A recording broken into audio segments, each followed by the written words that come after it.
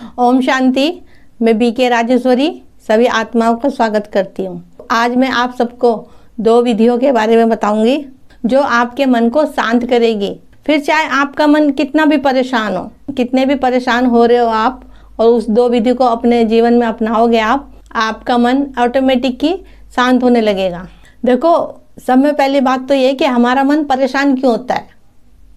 मन हमारा अपने आप से नहीं परेशान होता। मन हमारा जब परेशान होता है जब हमें कोई कुछ कहता है, कोई बात हमारे पसंद की नहीं कहता या हमारा कहना नहीं मानता, जब परेशान होता है, यानी कि हमारा मन दूसरों की वजह से परेशान हो रहा है। अगर वो सामने वाला हमारी बात को मान ले तो हमारा मन नहीं परेशान होगा, तो हमारा मन दूसरों की वजह से परेशान होता है। तो अपने मन को अपने कंट्रोल में रखो। कहने वाला तो कहेगा, लेकिन उसकी बात को आपको ग्रहण करना है कि नहीं करना। अगर आप उसकी बात को अपने अंदर लाओगे तो देखो मन परेशान होगा। या तो अपने अंदर इतनी शक्ति भरो कि आपको कोई कुछ भी कहे, आपको उस बात का प्रभाव ना हो। और वो जब ही हो सकता है जब आप सबको आत्मा देखोगे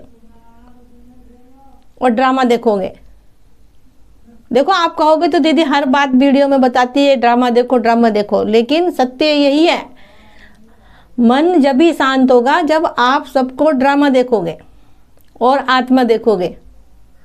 इसलिए मैं बार बार कहती हूँ आपको, आत्मा देखो और ड्रामा देखो और परमात्मा को याद करो।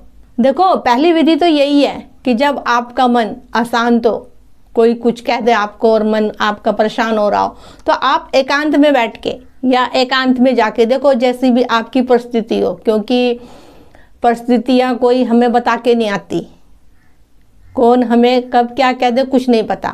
तो जैसी भी आपकी परिस्थिति हो तो आप एकांतवासी हो जाओ, एकांत में बैठ के परमात्मा से बातें करो, सुदर्शन चक्र फिराओ। जब आप एकांत में बैठोगे और उस समय आप परमात्मा से बातें करोगे, सुदर्शन चक्र फिराओगे, तो आपको आपकी स्मृति में देखो, जब हम परमात्मा को याद करेंगे तो ड्रामा तो ऑटोमेटिक ही हमारी बुद्धि में आ जाएगा। लेकिन उसको पहले समझना पड़ेगा, उसको मुरली के द्वारा समझना पड़ेगा, उसको अपने अंदर धारण करना पड़ेगा। लेकिन होगा तभी जब आप एकांत में बैठोगे।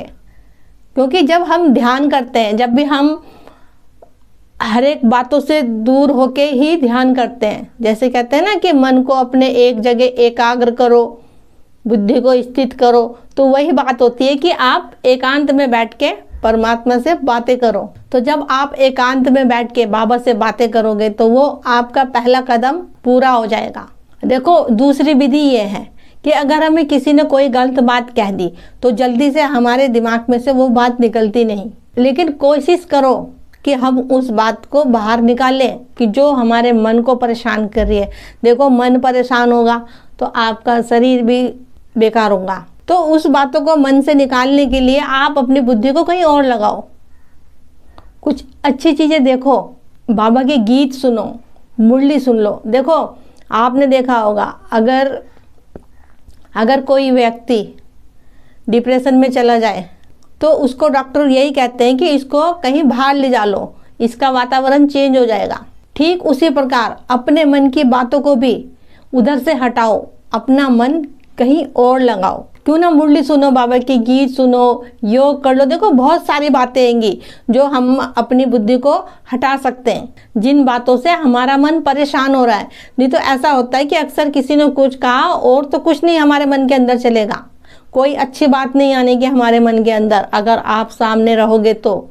लेकिन अपने मन को, अपने शरीर को एकांतवासी कर लोगे तो आप अपने मन को अपने काबू में कर लोगे।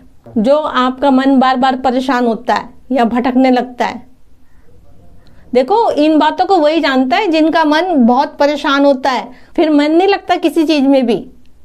लेकिन अपने आप को संभालो,